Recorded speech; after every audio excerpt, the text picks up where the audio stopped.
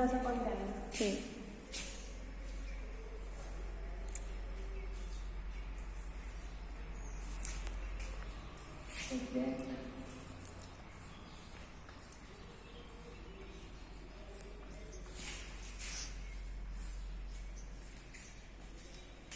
Hello girls, इसी दिन हमने तुम्हें अर्थशास्त्र क्या है के बारे में बताया था और अर्थशास्त्र की परिभाषाओं के बारे में हमने स्टार्ट कर दिया था। एडम स्मिथ, जैसा कि हमने बताया था तुम्हें कि अर्थशास्त्र की परिभाषाएं के बारे में कई मतभेद हैं, बहुत सारे मतभेद थे, इसीलिए इसमें 5 प्रकार की परिभाषाएं प्रतिपादित हुई हैं। पहली परिभाषा थी एडम स्मिथ की। आज हम तुम्हें सेकंड परिभाषा यानी मार्शल की परिभाषा के बारे में बताएंगे। जैसा कि उसने बताया था कि हमने एडम स्मिथ ने मनुष्य को एक आर्थिक मानव बनाकर रख दिया था जो धन के लिए ही जीता है और धन के लिए ही मर जाता है। और लेकिन उसने कहा था कि एडम स्मिथ ने कहा था कि धन मनुष्य के लिए, न कि मनुष्य धन के लिए। तो इस बात की आगे आने वाले अर्थशास्त्रियों ने काफी आलोचना की, कठोर आलोचनाएं की और इसीलिए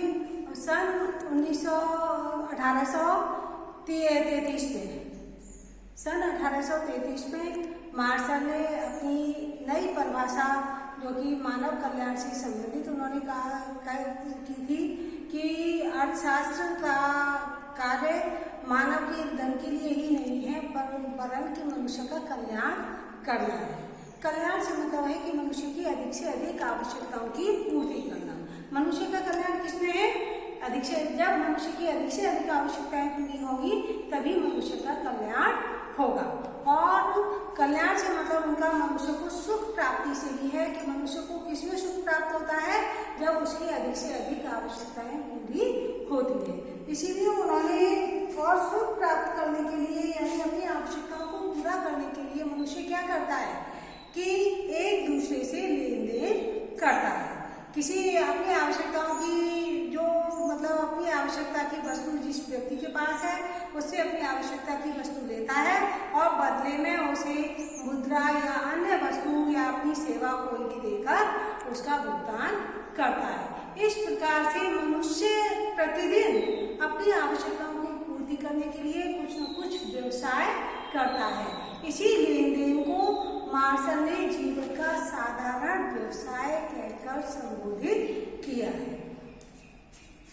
तो अब हम यहाँ पर नंबर 2 कल्याण संबंधी परिभाषा बताएंगे।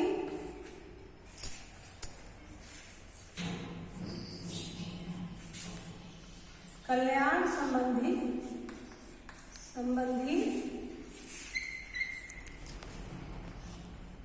परिभाषा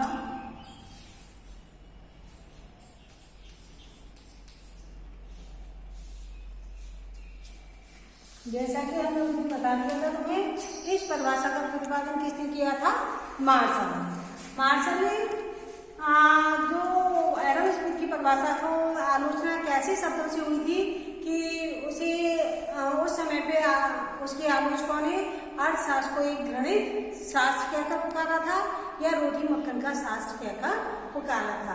तो इस तरह से अर्थशास्त्र को इन कटु आलोचनाओं से बचाने के लिए मार्शल ने अपनी एक नई परिभाषा प्रतिपादित की जो कि उन्होंने सन 1833 में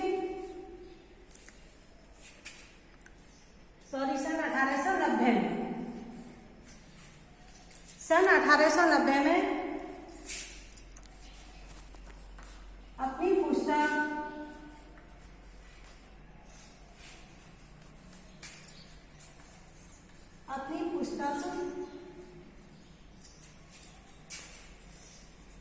द प्रिंसिपल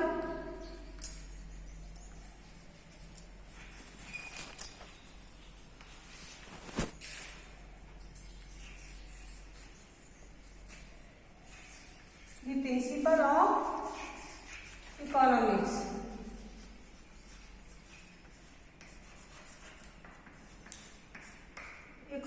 में मार्शल ने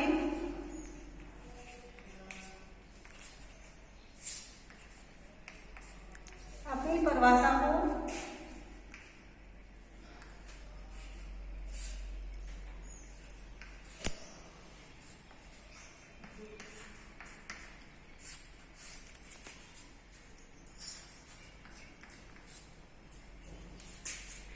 स्पष्ट किया है।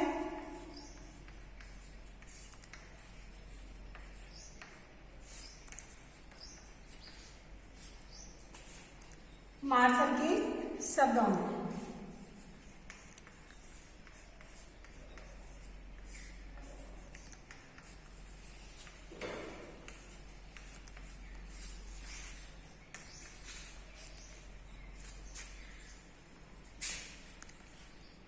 अर्थशास्त्र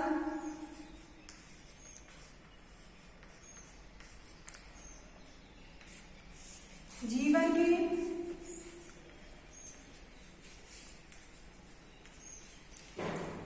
साधारण व्यवसाय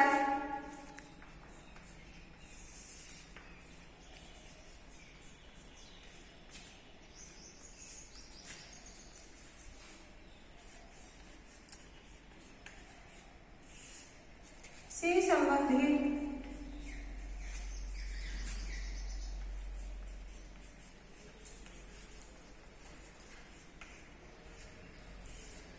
मानव मात्र का अध्ययन है।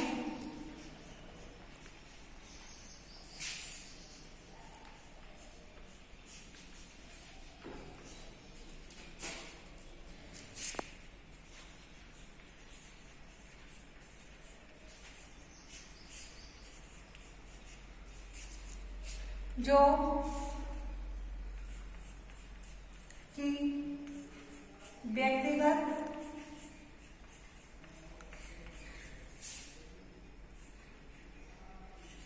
व्यक्तिगत तथा सामाजिक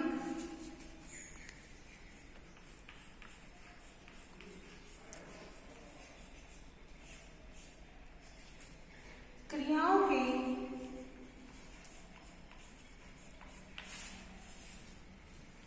साफ कर दो ऊपर क्रियाओं के उस भाग की जांच करता है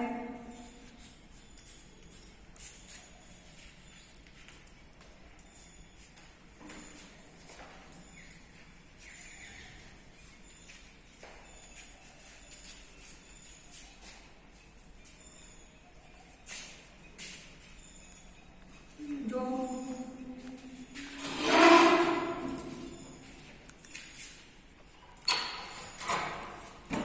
भौतिक सुख के साधनों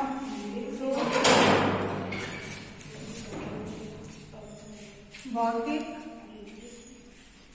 सुख के साधनों की प्राप्ति सुख के साधनों की प्राप्ति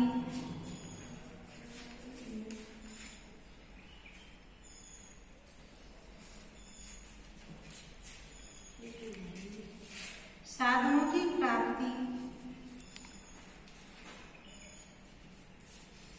तथा उपयोग से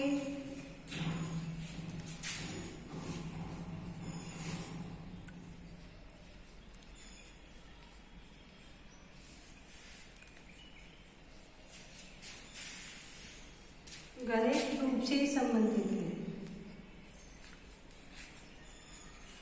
घनिष्ठ रूप से संबंधित है।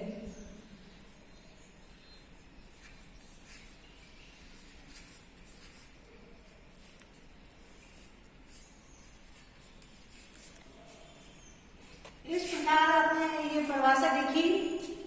परिभाषा का मतलब है, परिभाषा को स्पष्ट रूप से समझ लो कि अर्थशास्त्र जीवन के साधारण व्यवसाय से संबंधित मानव व्यवहार का मानव मात्र का अध्ययन है। अर्थात कहने का मतलब है कि एक मनुष्य अपने जीवन में अपनी आवश्यकताओं को पूरा करने के लिए जो भी लेन देन करता है अन्य व्यक्तियों के साथ, उन सभी लेन देनों को साधारण व्यवसाय के नाम से संबोधित किया है।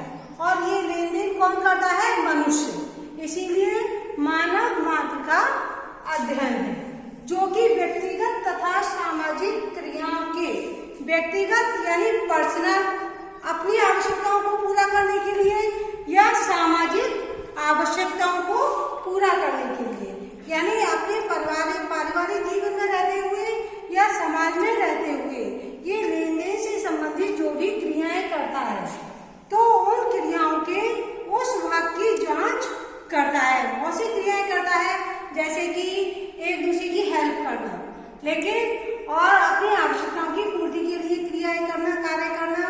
तो लेकिन जो एक दूसरे की हेल्प करने से संबंधित जो क्रियाएं आएंगी वो इसके अर्थशास्त्र के अध्ययन का क्षेत्र नहीं है। लेकिन जो अपनी आवश्यकताओं को पूर्ति करने के लिए जो भी क्रियाएं करता है वो उस भाग की जांच उसमें की जाती है। सभी क्रियाओं की जांच नहीं की जाती क्योंकि समाज में और व्यक्तिगत जीवन में वो बहुत सी कार्य करता है वो तो, लेकिन सभी कार्य केवल अपनी पर्सनल आवश्यकताओं की पूर्ति करने के लिए नहीं होते।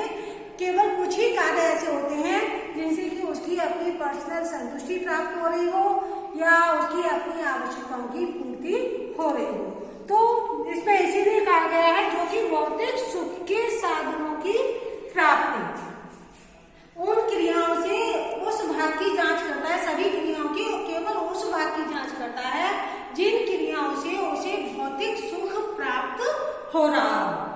भौतिक सुख के साधनों की प्राप्ति कि जैसे किसी को अपना एक बेड खरीदना है या अपने लिए कोई फ्रिज खरीदना है तो वो उसके लिए फ्रिज खरीद के लाएगा और उसके लिए वो उसे पैसे देकर आएगा, लेकिन उस फ्रिज को लाने के बाद में वो उसका उपयोग करेगा और उपयोग करके उसे जो भी संतुष्टि प्राप्त होगी, सुख जो भी प्राप्त होगा उसी सुख से मतलब है भौतिक सुख के साधनों की प्राप्ति तथा उपयोग से घनिष्ठ रूप से संबंधित है। जिन क्रियाओं का भौतिक सुख के साधनों की प्राप्ति तथा उपयोग से घनिष्ठ रूप से संबंधित है उन्हीं क्रियाओं की अर्थशास्त्र के अंतर्गत जांच की जाती है।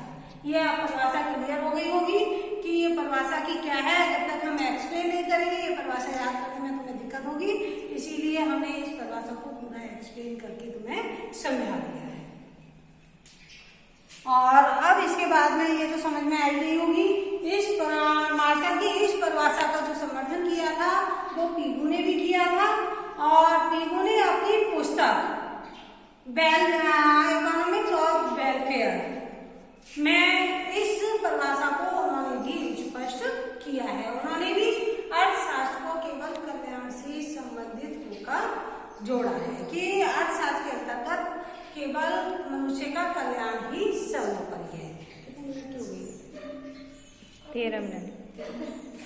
तो आज हमने तुम्हें ये मार्शल की परिभाषा समझाई है और उसके बाद में अब हम कल तुम्हें रॉबिन्स की इसकी परिभाषाओं की भी आलोचना हुई और ये परिभाषा कुछ समय तक तो ऐसे ही चलती रही, सही मानी जाने लगी, लेकिन उसके बाद में भी जैसे जैसे मनुष्य की आवश्यकताएं अनंत होने लगी, आवश्यकताएं बढ़ती गई, वैसे वैसे इसकी परिभाषा की भी आलोचना होने लगी क्योंकि साधन सीमित होते चले गए और इसी दृष्टिकोण को रखते हुए आगे आने वाले अर्थशास्त्रियों ने इस परिभाषा की आलोचना की और एक नई परिभाषा का उदय हुआ जो कि हम उस परिभाषा को तुम्हें कल स्पष्ट करेंगे।